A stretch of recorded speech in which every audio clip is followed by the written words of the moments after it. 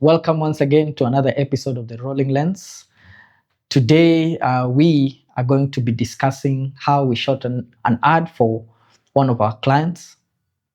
And this is the first of 3 episodes where we're going to be looking at pre-production, production, and post-production. So join us as we look and teach each other and learn from the work that we did.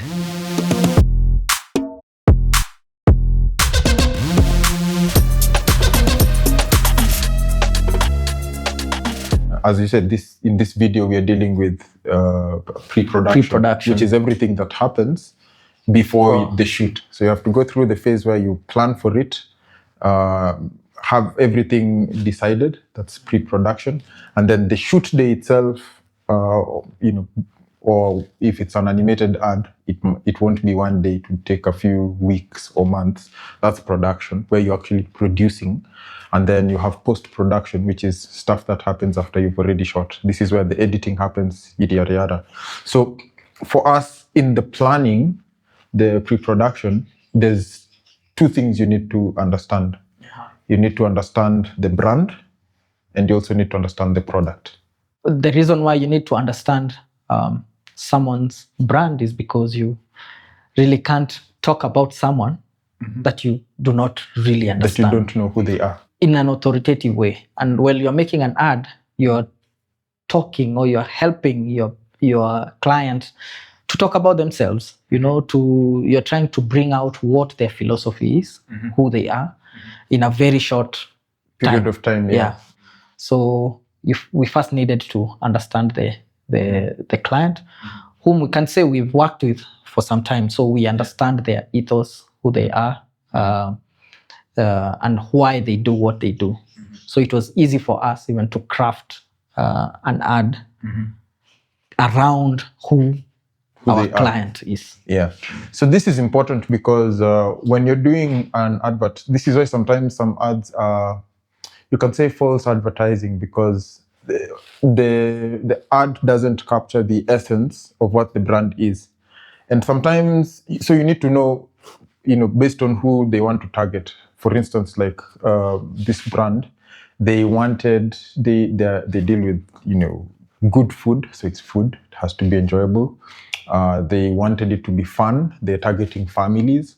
So it needed to feel homely and relatable and also cool and fun, still modern.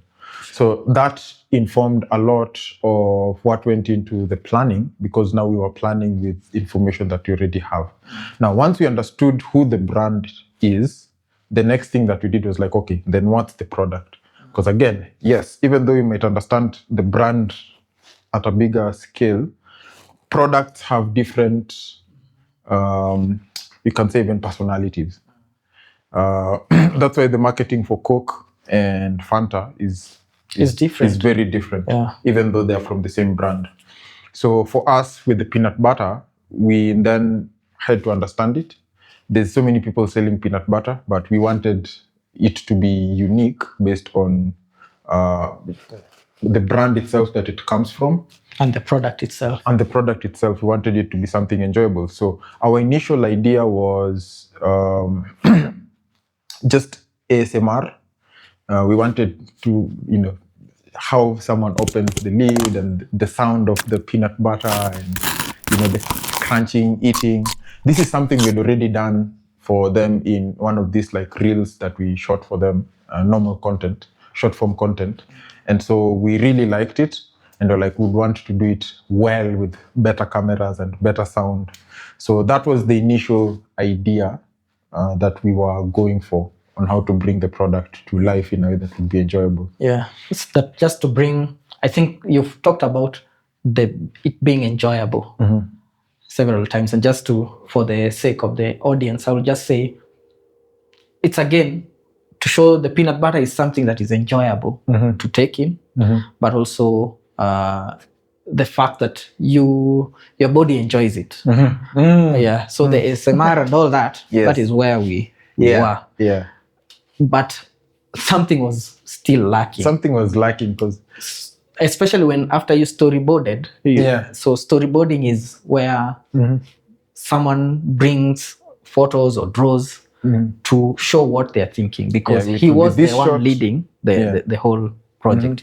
Yeah. So we, together with our project manager, he was trying to explain to us and we weren't getting it. And so this is where, again, a very important component of pre-production comes in, and that is storyboarding. Storyboarding, So yeah. maybe you can talk about Yeah. it. So there were some shots I had in my mind of what we could do, and it just wasn't translating. And so they asked me to do it. So I drew a few pictures, and so that was able to help them to see, okay, so we'll have this shot where there's a lid opening on the hand. We'll have this shot where the talent is biting into the food. We'll have this shot where the knife is smearing the peanut butter on the bread. So that was the base of the, what do you call it?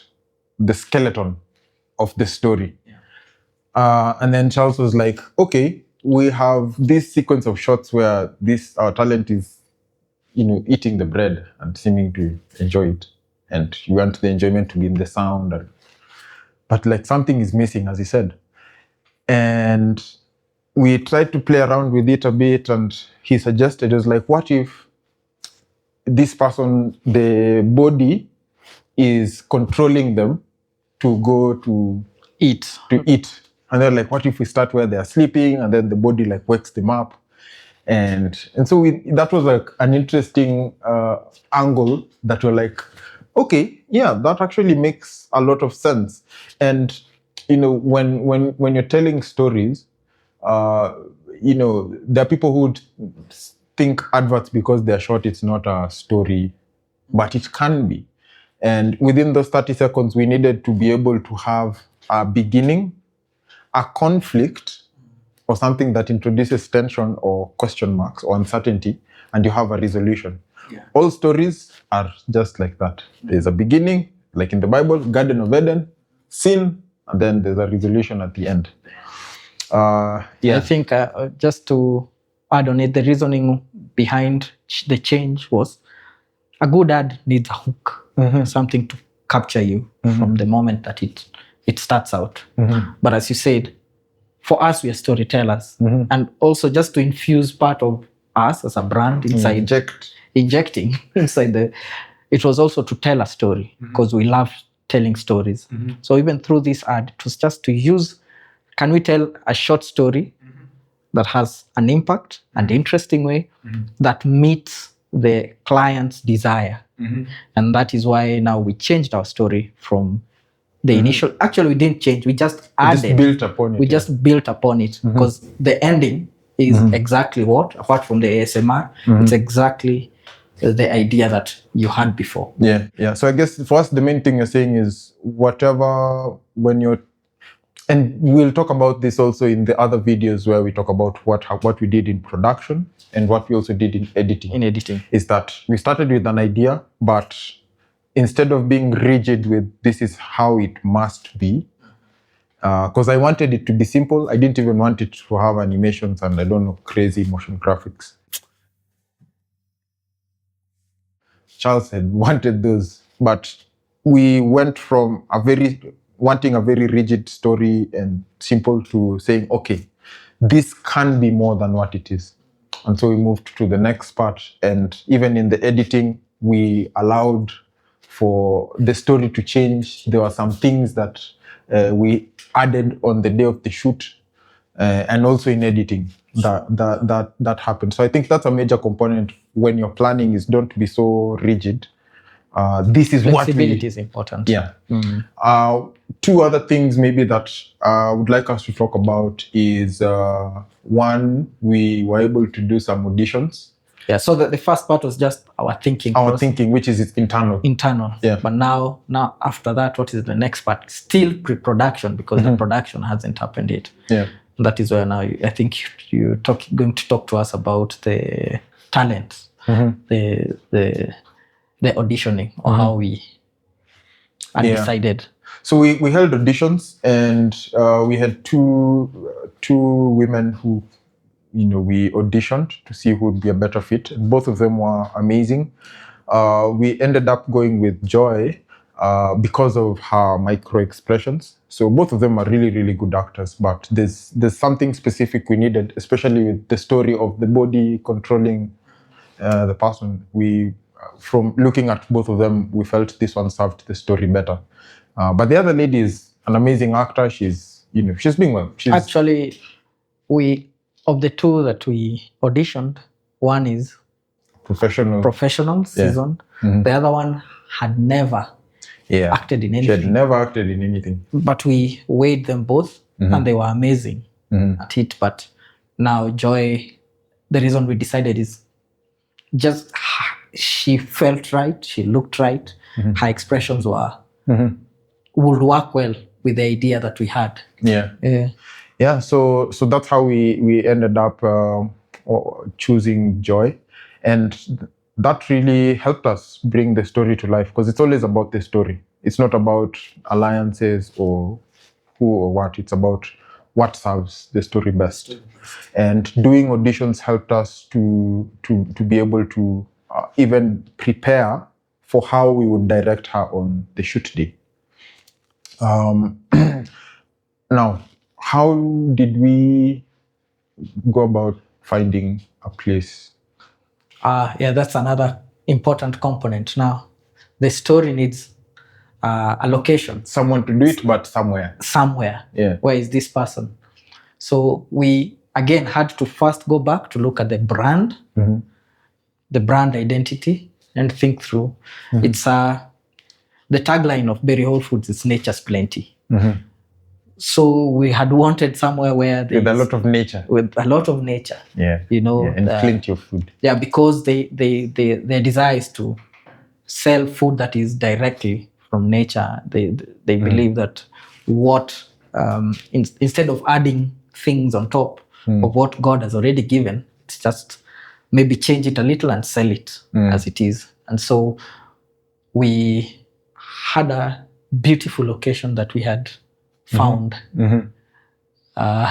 But yeah, out in the fields out there. It was a really nice place. Nice place. Yeah. But again, we had to view the budget that we had. We had to ensure that it also worked well with the timing, that we had a very short span of time to do the production. And so the first one didn't work out.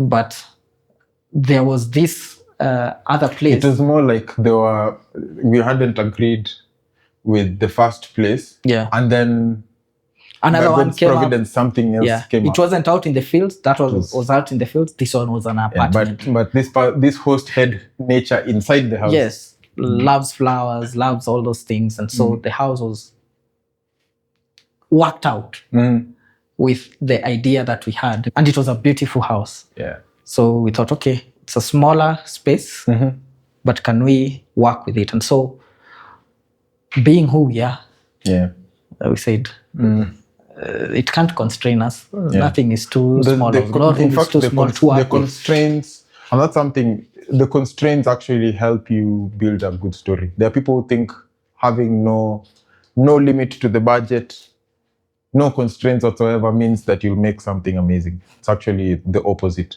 Those constraints are what give the project flavor.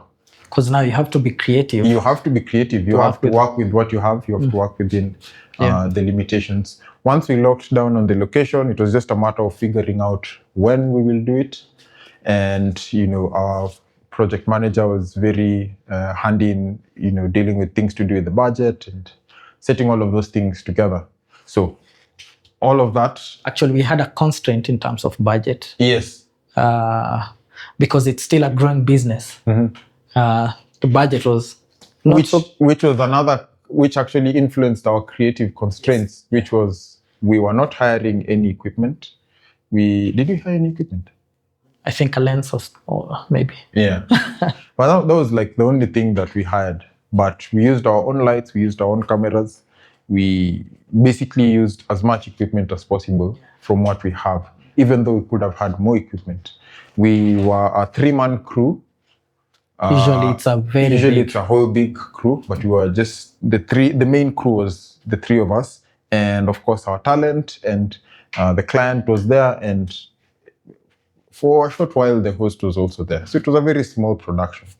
But we wanted to prove that whether it's with a limited budget, limited time, with an actor who's never acted before, are we able to still tell A good story. a good story? Yeah. So that's how we went about the pre-production. We do this so that people who want to learn about filmmaking and what goes into making these kinds of projects, do share this video with them so that it can be useful to even more people. That's why we do this. We still have 2 other videos that talk about now production, and then you'll have another video that will talk about post-production, what happened in post-production. So also be sure to check those when they come out. But in the meantime, stay tuned. Comment below how you go about preparing for such productions. And If you have found value somewhere, ensure that you share it. all right.